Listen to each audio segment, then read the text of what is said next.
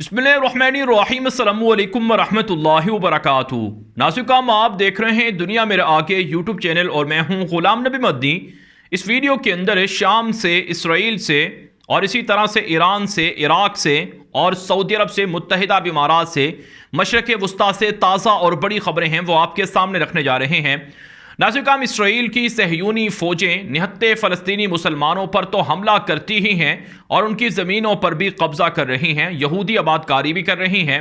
अब इसराइल की दहशतगर्द सहयूनी फ़ौजों ने शाम के ऊपर हमले करना शुरू कर दिए हैं। आज की बड़ी खबर सामने आ रही है कि शाम के दारुल हुकूमत दमिश्क के अंदर इसराइली जंगी जहाज़ों ने खौफनाक बमबारी की है और इस बमबारी के अंदर अगरचे इसराइली मीडिया, आलमी मीडिया रिपोर्ट कर रहा है कि शामी फौजी मारे गए हैं और शाम की बशार अल असद की दरिंदा फौजों ने जवाबी कार्रवाई भी की है, जिससे इसराइल के अंदर भी आयरन डोम मिसाइल एक्टिव हुए हैं और सायरन बजे हैं। लेकिन नाज़रीन, जो माहिरीन हैं, जो अंदर के ज़राए हैं, वो ये बता रहे हैं कि शाम के अंदर इसराइल की फ़िज़ाइया और इसराइल की हुकूमत और इसराइल की सहयूनी फ़ौजें जो बमबारी करती हैं, इनका हदफ और इनका मकसद सिर्फ़ और सिर्फ निहत्ती शामी मुसलमान आबादी होती है, सुन्नी आबादी होती है, जिनको निशाना और टारगेट बनाया जाता है। पिछले 10-11 सालों से शाम के अंदर बशार दरिंदे ने ईरान के साथ मिलकर, रूस के साथ मिलकर और यूरोप के साथ मिलकर तबाही मचाई है और लाखों शामी मुसलमानों को कत्ल किए हैं, लाखों शामी मुसलमानों को घर से बेघर किए हैं और आज भी शाम के अंदर मुसलमानों पर हमले हो रहे हैं। नाज़रीन, ईरान के कंधों पर सवार होकर, ईरान का नाम लेकर इसराइल की दहशतगर्द हुकूमत और फौज वो शाम के ऊपर कब्जा करना चाहती है। आप जानते हैं कुर्ब क़यामत शाम के अंदर जो अज़ीमुश्शान जंग है उसकी पेशन गोई की गई है। आप सल्लल्लाहु अलैहि वसल्लम की वाज़ेह हदीस हैं जिनके अंदर कुर्ब क़यामत शाम के अंदर मार्का सजेगा और उसके अंदर सैयदना इमाम महदी अलैहिस्सलाम और सैयदना ईसा अलैहिस्सलाम मुसलमानों की क़यादत करेंगे और मुसलमानों को फ़तह दिलवाएंगे। दज्जाल को कत्ल किया जाएगा और यहूदियों की जो आलमगीर हुकूमत का ख्वाब है उसे पूरा नहीं होने दिया जाएगा। तो इसलिए यहूदी अब शाम के ऊपर कब्ज़ा कर रहे हैं और शाम के ऊपर कब्ज़ा करने के लिए वो ये हमले कर रहे हैं और मुसलमानों को टारगेट कर रहे हैं। ग्रेटर इसराइल का जो नज़रिया है इसको वसअत दी जा रही है और उर्दन के अंदर, इराक के अंदर और सऊदी अरब और दीगर मुल्कों के अंदर यहूदी तेज़ी से मंसूबे पूरे कर रहे हैं और उनके साथ राबते भी कर रहे हैं और ताल्लुकात भी बना रहे हैं। लिहाजा मुसलमानों को इस हवाले से खबरदार रहने की ज़रूरत है। नाज़रीन, हम एक और ख़बर आपके सामने रखते हैं। ये ख़बर है मुत्तहिदा अरब इमारात से।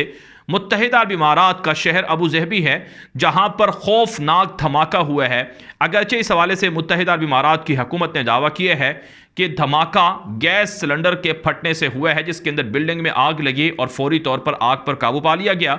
लेकिन नाज़रीन, अमेरिका ने अपने शहरियों को खबरदार कर दिया है कि मुत्तहिदा अरब इमारात के ऊपर हूसी बैलिस्टिक मिसाइलों के हमले कर सकते हैं, हूसी ड्रोन तैयारों के ज़रिए से हमले कर सकते हैं और हूसियों के हमले हो सकते हैं। लिहाजा मुत्तहिदा अरब इमारात के अंदर जो अमरीकी शहरी हैं वो महफूज रहें और वो मोहतात रहें और अमरीका के शहरियों को ख़बरदार भी किया गया है। यूरोप ने भी ख़बरदार किए है, यहाँ तक कि इसराइल ने भी अपनी जो फ़िज़ाई सर्विस है वो मुअत्तल करने की धमकी दे रखी है कि हम मुत्तहिदा अरब इमारात के लिए अपने शहरियों को नहीं भेजेंगे क्योंकि वहाँ पर सिक्योरिटी रिस्क पैदा हो चुका है। नाज़रीन, आप जानते हैं मुत्तहिदा अरब इमारात पर 3 बार हूसी हमला कर चुके हैं, जिनमें ड्रोन तैयारे इस्तेमाल किए गए, बैलिस्टिक मिसाइल इस्तेमाल किए गए। यहाँ तक कि अब मुत्तहिदा अरब इमारात पर हूसियों के हमलों की अब भी जो इतलात हैं वो मौजूद हैं, ख़तरात अब भी मौजूद हैं, धमकियाँ अब भी दी जा रही हैं हूसियों की जानिब से। मुत्तहिदा अरब इमारात परेशान हो चुका है और वो इसराइल से और अमेरिका से और दीगर मुल्कों से असलहा ख़रीदने की कोशिश कर रहा है। पाकिस्तान से भी इस हवाले से मदद तलब की गई है, पाकिस्तान ने भी यूएई की मदद करने की हामी भर रखी है। साथ साथ खबरें ये हैं कि मुत्तहिदा अरब इमारात के अंदर जो कंपनियां हैं, जो बड़े बड़े बिजनेस के जो इदारे हैं वो भी परेशान हो गए हैं और यूएई के अंदर काफ़ी जो मुआशी खसारा है वो होने जा रहा है। लेकिन नाज़रीन, अंदर की खबर ये भी है कि अमेरिका दरअसल यूएई को डरा धमकाकर अपना असलहा बेचना चाहता है ताकि जो 23 अरब डॉलर की डील यूएई ने कैंसिल की थी उसे किसी न किसी तरह से पूरा किया जाए। दूसरी तरफ से नाज़रीन काम यमन से हमारे पास खबरें सामने आ रही हैं कि यमन के अंदर सऊदी अरब की हूसियों के साथ झड़पें जारी हैं, सऊदी फौजी इत्तेहाद की, जिसमें मुत्तहिदा अरब इमारात के जंगी जहाज़ भी हैं और झड़पें भी हो रही हैं और बमबारी भी हो रही है। अक़वाम मुत्तहिदा ने यमन के अंदर जंगबंदी का मुतालबा कर रखा है, लेकिन 6-7 सालों से जंग बंद नहीं हो रही है और लड़ाई जारी है और हूसी सऊदी अरब पर, यूएई पर हमला कर रहे हैं और सऊदी अरब भी गोला बारूद यमन के अंदर बरसा रहा है, जिससे निहत्ते यमनी मुसलमान मुतासर हो रहे हैं। एक तरफ से नाज़रीन काम यमन के अंदर हूसियों के हवाले से सऊदी अरब का दावा है, यूएई का दावा है कि ईरान इनको सपोर्ट करता है, असलहा और मिसाइल देता है। दूसरी तरफ से हमारे पास खबरें ये भी हैं कि इराक के अंदर सऊदी अरब और ईरान के दरमियान मुज़ाकराती राउंड भी शुरू हो चुका है। इराक के अंदर सऊदी अरब और ईरान के दरमियान सालिसी हो रही है और सऊदी अरब और ईरान के दरमियान सफारती ताल्लुकात बहाल हो रहे हैं। तो क्या यह मुनाफकत नहीं है कि एक तरफ से हूसियों को ईरान का हिमायत याफ्ता करार देकर दुश्मन करार दिया जाता है और दूसरी तरफ से सऊदी अरब और दीगर अरब ममालिक ईरान के साथ सुलह कर रहे हैं। नाज़रीन हम अब बात कर लेते हैं इराक के ताज़ा अहवाल के हवाले से। नाज़रीन हम इराक के अंदर इस वक्त सियासी तौर पर ईरान की हिमायत याफ्ता ग्रुपों को शिकस्त हुई है और जो नई हुकूमत बन रही है, इस नई हुकूमत के अंदर ईरान नवाज लोगों की कोई भी शमूलियत नहीं है, जिससे ईरान काफ़ी परेशान है। ईरानी कुद्स फोर्स है जो ईरानी सिपाही पासदारान इनकलाब की एक शाख है और इसके सरबराह जनरल इस्माइल कानी हैं, जो जनरल कासिम सुलेमानी के बाद इस फौज के मुसल्ला फौज के या मुसल्ला मलेशिया विंग के कमांडर बने हैं। उन्होंने नजफ का दौरा किया है, इराक का दौरा किया है और इराक के अंदर जो सियासी तौर पर जिस जमात को सबसे ज़्यादा अक्सरियत मिली है इलेक्शन के अंदर, वो मुक़्तदा अस-सदर की जमात है। मुक़्तदा अस-सदर के जो जमात है, इनके साथ जो सुन्नी मुसलमान हैं इराक के, वो इत्तेहाद किए हुए हैं और मुक़्तदा अस-सदर ने कहा है कि हमारी जमात एक कौमी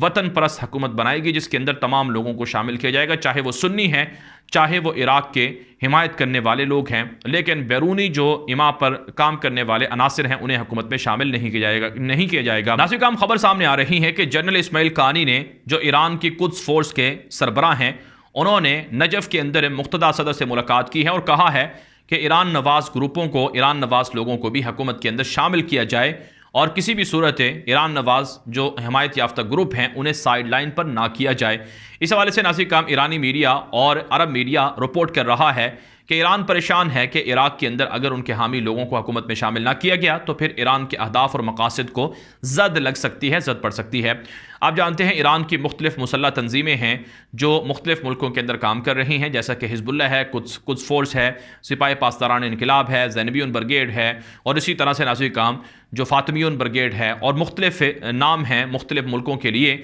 जिनमें ईरान अपने विलायत फ़क़ीह के नज़रिए के मुताबिक काम करता है। और इराक के अंदर भी ईरान का काफ़ी असर रसूख हुआ करता था, लेकिन अब गुज़श्ता चंद महीनों से ईरान का असर रसूख इराक के अंदर से ख़त्म हो रहा है।